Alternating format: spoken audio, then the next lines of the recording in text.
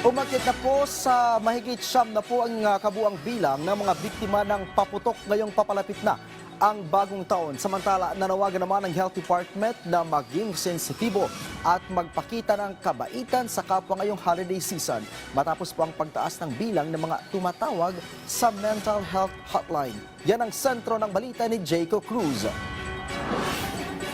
Habang marami ang nagdiriwang ngayong holiday season, marami rin ang tahimik na humaharap sa lungkot, pagluluksa o iba pang mabigat na suliranin.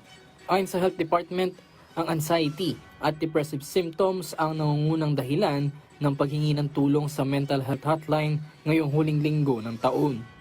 Umabot sa 65 ang natanggap na anxiety at depressive symptoms calls ng DOH National Center for Mental Health Hotline. Pangalawa sa mga dahilan ng pagtawag sa crisis hotline ay ang problema sa love life, habang pangatlo naman ang suliranin sa pamilya. Sa kabuuan, nakapagtala ang kagawaran ng mahigit 400 mental health-related cases simula December 21 hanggang December 26. Let's all be kind to each other.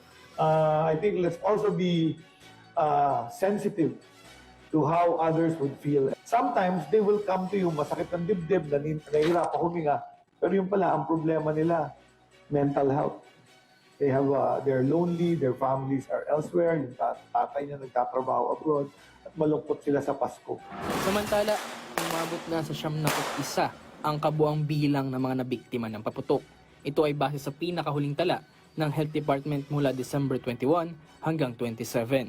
Inaasahan pa ng kagawaran na lulubo pa ang bilang nito bago matapos ang taon.